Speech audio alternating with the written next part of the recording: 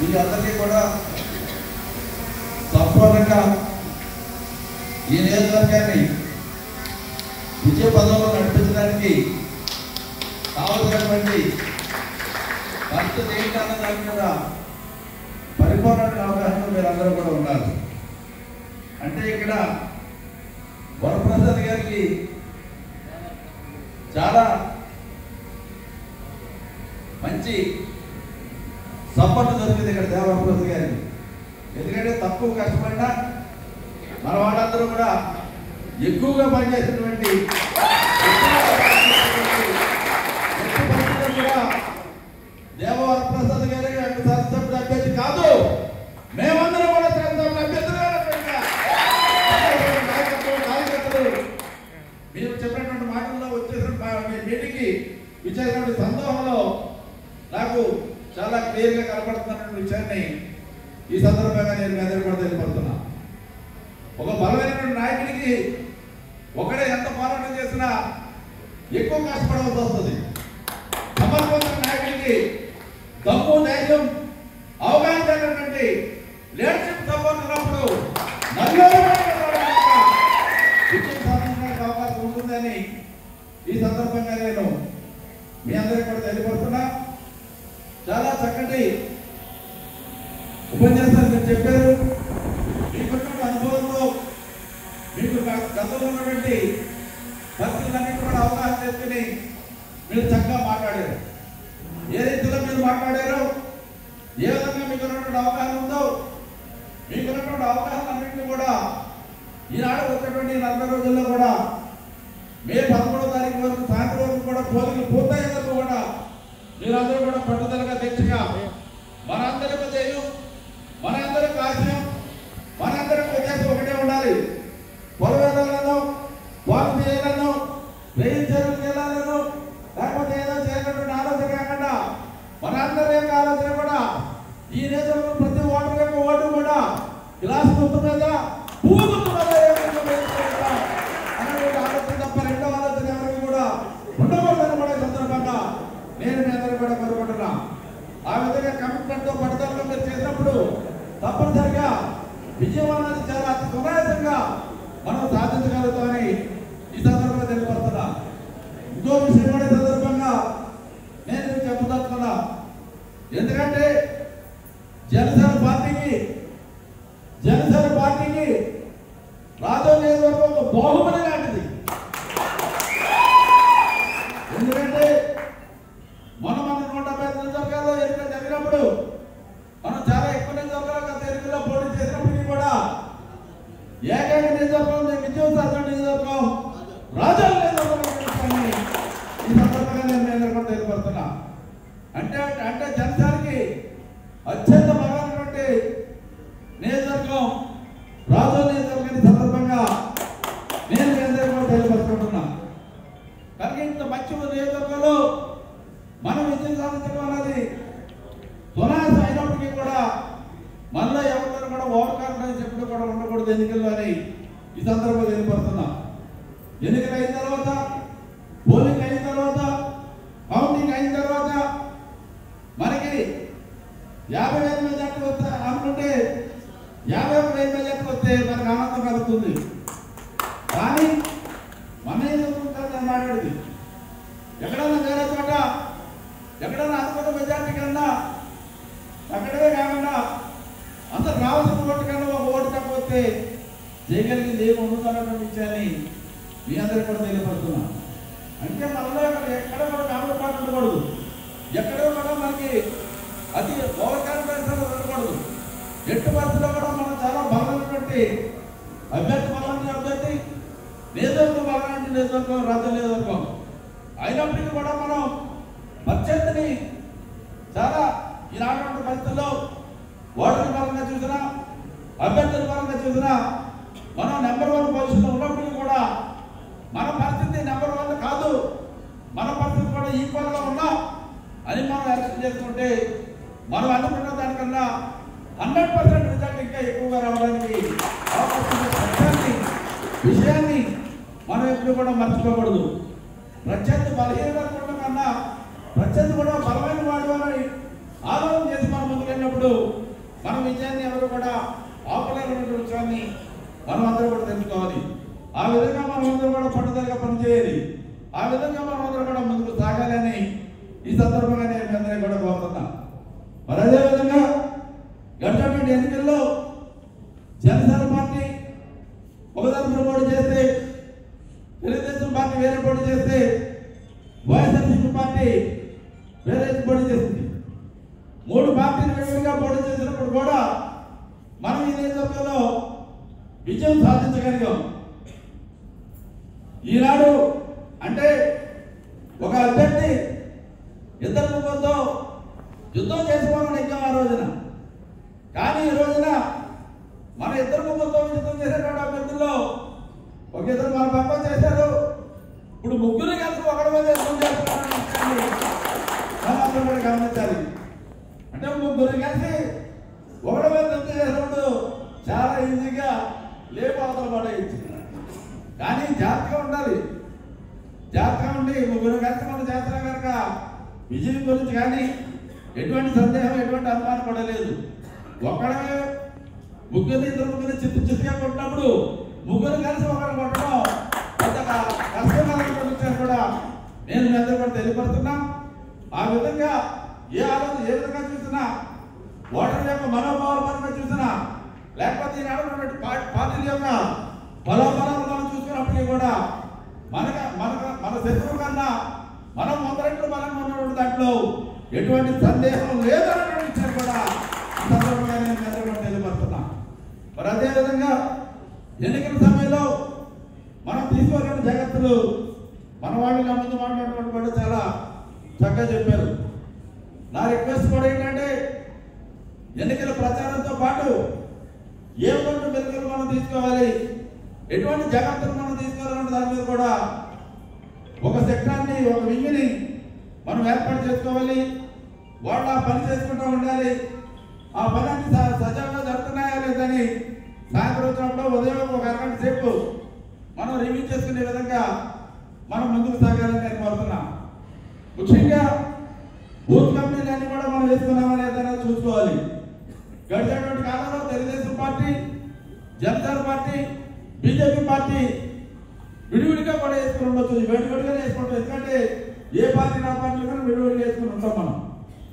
ఇప్పుడు అవసరమైతే 3 కలిసి బూత్ కమిటీలను ఏర్పాటు చేసుకుంటే ఇంకా చాలా మంచిగా ఉంటుంది.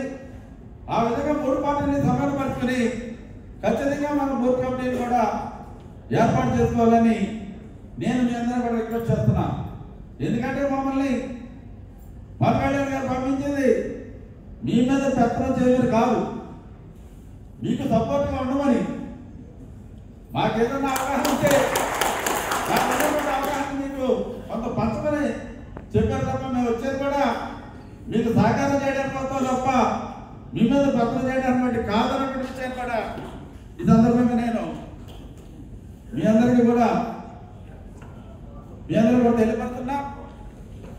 అదేవిధంగా ప్రధానంగా ఓటర్ లిస్ట్ వెరిఫికేషన్ అన్ని నియోజకవర్గాల కన్నా రాజోలు నియోజకవర్గానికి చాలా ఇంపార్టెంట్. 175 నియోజకవర్గాల్లో మనం చూస్తే రాజోలు నియోజకవర్గంలో ఓటర్ లిస్ట్ వెరిఫికేషన్ అన్నది చాలా ఇంపార్టెంట్.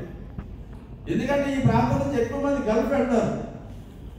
గల్ఫ్ వెళ్ళినటువంటి ప్రతి ఒక్కరికి కూడా ఇంచుమించుగా ఓట్లు ఇక్కడ బాగుంటాయి ఆటోమేటిక్గా. ఏదో రకంగా మనం కూడా చెప్తాం, ఈ ఓటు ఉందంటే వస్తారంటే ఏం వస్తారు, ఓటు వేస్తామని ఆ పని అందరూ చెప్తారు. ఆ విధంగా ఓట్లు ఉండిపోతాయి. కానీ వాళ్ళు రావచ్చు, 78% రారు. ఏదో బాగా 20% అభ్యర్థుల మీద ఇంట్రెస్ట్, బాగా పార్టీ మీద ఇంట్రెస్ట్ ఉన్నటువంటి వాళ్ళు రాగలుగుతారు తప్ప 78% వాళ్ళు రాకుండా ఉంటారు. కానీ ఓట్లు ఉండిపోతాయి. ఇందాక వరుణ్ రోజు గారు చెప్పినట్టుగా తప్పనిసరిగా దొంగ ఓట్లు వేయడానికి అదే ఎక్కువ స్కోప్ ఉంటుంది. ఎందుకంటే మన ఏజెంట్లు కనుక సరిగ్గా అవగాహన లేకపోతే ఎవరొకరు ఓటర్ స్లిప్ వచ్చి సరిగ్గా అబ్జర్వ్ చేయాలి. అంటే ఇప్పుడు లెక్కగా ఫొటోస్ కూడా ఉన్నాయి. గతంలో అయితే ఫొటోస్ ఉన్నాయి కాదు. ఇప్పుడు ఫోటో ఉన్నప్పుడు కూడా మన ఏజెంట్ కనుక నిర్లక్ష్యంగా ఉంటే అవతల ఏజెంట్ హ్యాపీగా అని చెప్పి చేస్తాడనమాట, ఓట్లు వేసేస్తారు. ఆ విధంగా దొంగ ఓట్లు వేయడానికి అదొక స్కోప్ ఉన్నటువంటి నియోజకవర్గం రాజకీయంలో ఉన్నటువంటి విషయాన్ని మీరందరూ కూడా గమనించాలి.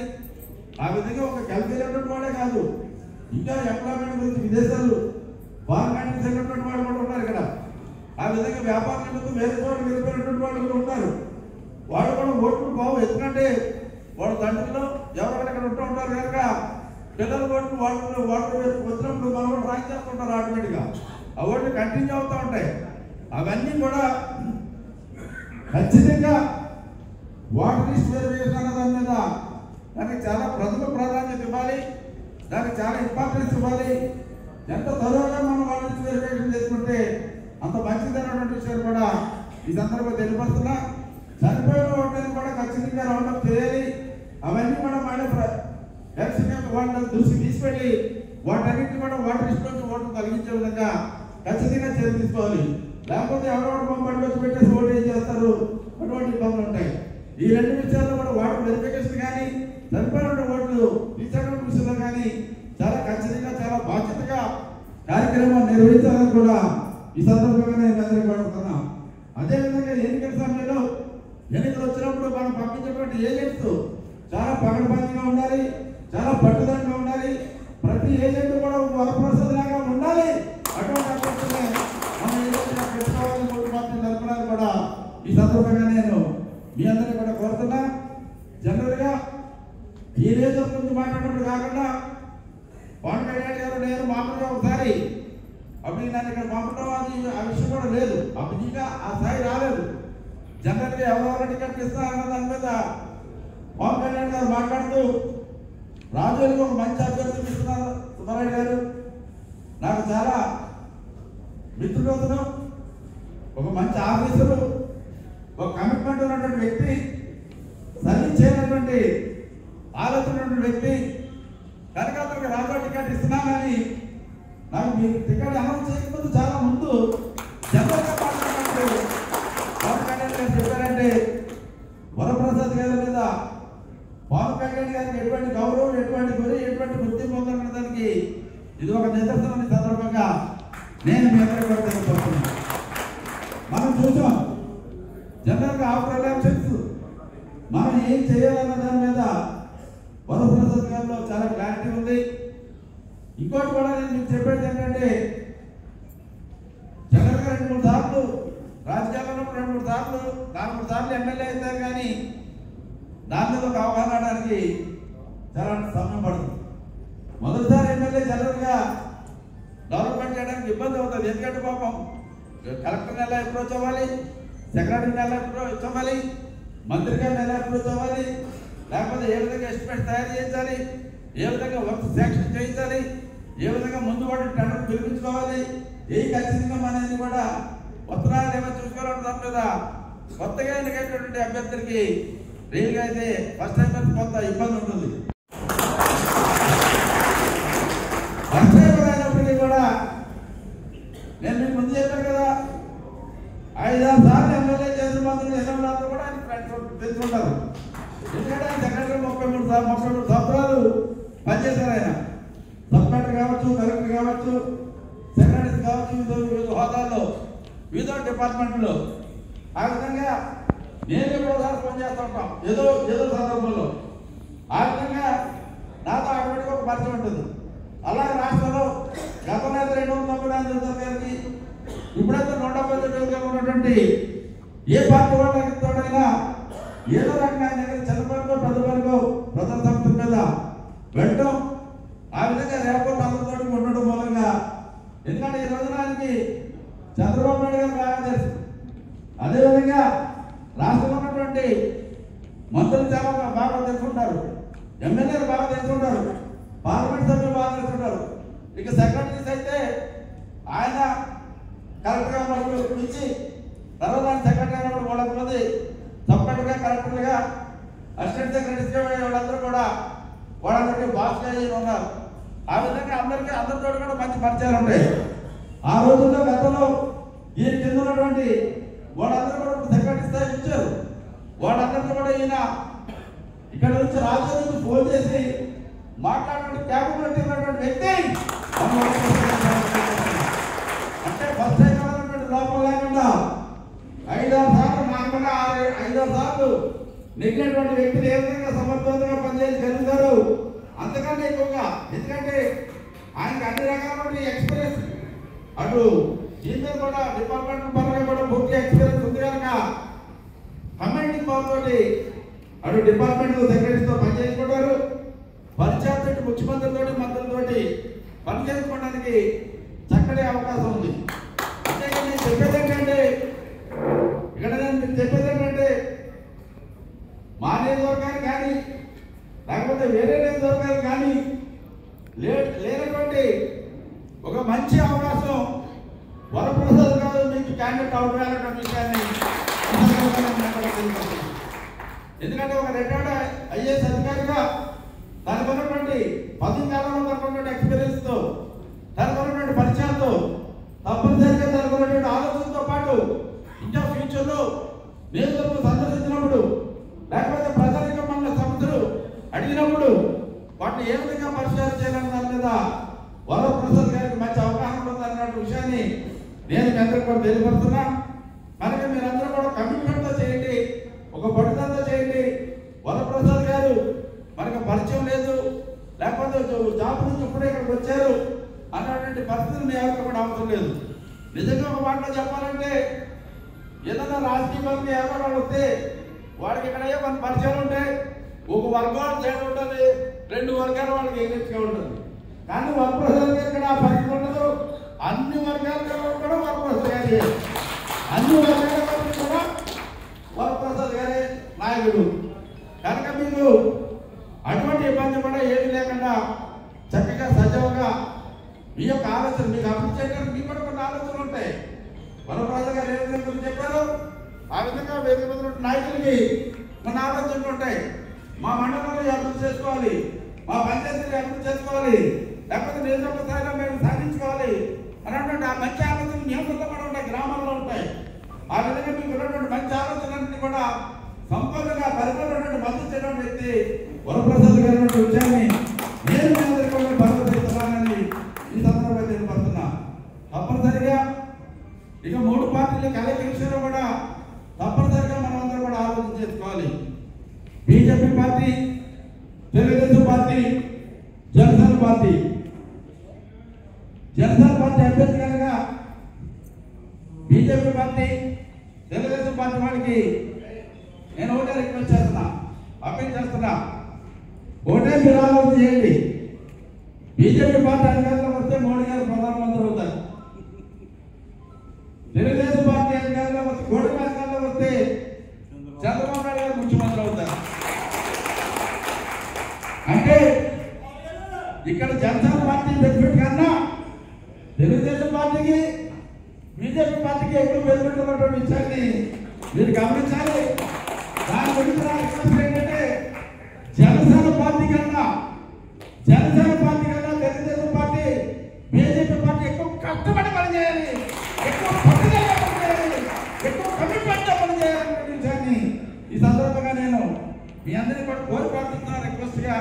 కనుక ఈ విషయాలన్నింటి మీద కూడా మీరు పరిపాలన అవగాహన చేసుకుని తప్పనిసరిగా ఉమ్మడి అభ్యర్థిగా ఉన్నటువంటి మన దేవ వరప్రసాద్ గారికి మరి క్లాస్ పూర్తి చేసి శాసనసభ్యుడిగా, పార్లమెంట్ అభ్యర్థి గంటి హరీష్ మధుర్ గారికి ఎంపీ అభ్యర్థిగా ఓట్లైన బాలగారి గారు తనయుడు.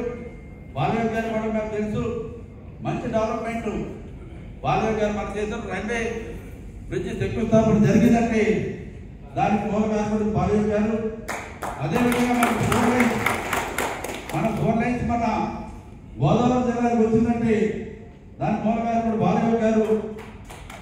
ఎన్నో అభివృద్ధి కార్యక్రమాలు చేసినటువంటి వ్యక్తి బాలగారి గారు అన్నటువంటి విషయాన్ని ఈ సందర్భంగా మీకు తెలియపడుతున్నా. బాలగారి గారు కులాలకు అతీతంగా, మతాలకు అతీతంగా, పార్టీలకు అతీతంగా పనిచేసినటువంటి వ్యక్తి బాలగారి గారు. కనుక వాళ్ళ అభ్యర్థి సీటు పార్లమెంట్ అభ్యర్థి ఇచ్చారు కనుక తప్పనిసరిగా బాలగారి గారి అభ్యర్థి హరీష్ గారిని కూడా భారీ మెజార్టీతో సైకిల్ గుర్తు కొట్టేసి మనం ఎక్కించాలి. అదేవిధంగా మంచి ఆలోచనతో, ఉన్నత భావాలతో, తన సర్వీసులో ఎటువంటి మచ్చ లేకుండా, తన సర్వీసులో ఒక గౌరవాన్ని గుర్తుకుని తెచ్చుకొని సర్వీస్ అంతా కూడా కంప్లీట్ అయిన తర్వాత ఈ రోజున ఉన్నటువంటి తనకున్నటువంటి అనుభవాన్ని ప్రజాసేవలో వెచ్చించాలి. ప్రజల యొక్క అభివృద్ధికి తన పుట్టినటువంటి ప్రాంతం యొక్క అభివృద్ధికి కృషి చేయనటువంటి ఒక భద్రుడు ఆశయంతో ఒక భద్రుడు లక్ష్యంతో వచ్చినటువంటి మన వరప్రసాద్ గారిని కూడా గ్లాస్ గుర్తు ఓడేసి భారీ మెజార్టీతో మనం నెగ్గించాలని సంక్షేమే తన జయంగా భావిస్తూ తన స్వార్థం ఎటువంటి స్వార్థం లేకుండా ఉన్నటువంటి మన జనసేన పార్టీ అధినేత పనిచేసి మనమందరం కూడా వరప్రసాద్ గారికి భారీ మెజార్టీతో ఘనంగా సాధించే విధంగా మనమందరం కూడా ముందుకు తీసుకెళ్లాలని రాజధాని నియోజకవర్గంలో మనకి దమ్ము ధైర్యం కలిగినటువంటి నాయకులు మరి క్యాట్ ఉంది, నాయకత్వం ఉంది. మీరందరూ బొబ్బుల వల్ల ఈ సందర్భంగా తెలియపరుచుకుంటూ ఏ సమస్య వచ్చినా ఏ ఇబ్బంది వచ్చినా అన్ని సమయాల్లో కూడా ఎన్నికలు అయ్యే వరకు కూడా ఎన్నికలు అయిన తర్వాత కూడా మీకు అన్ని రకాలుగా సహాయ సహకారాలు అందుకోవాలనే విషయాన్ని కూడా ఈ సందర్భంగా తెలియపరుచుకుంటూ మేము ఈ సాయంత్రం సమయంలో కూడా ఇంత రాత్రి సమయంలో కూడా పార్టీ మీద పార్టీల మీద మీకు ఉన్నటువంటి అభిమానంతో ఇంత సమయాన్ని వెచ్చించి అభ్యర్థులు మన అభ్యర్థి యొక్క విజయమే మీ యొక్క ధ్యేయంగా భావిస్తూ ఇంత సమయాన్ని వెచ్చించినటువంటి 3 పార్టీల నాయకులకి కార్యకర్తలకి అందరికీ కూడా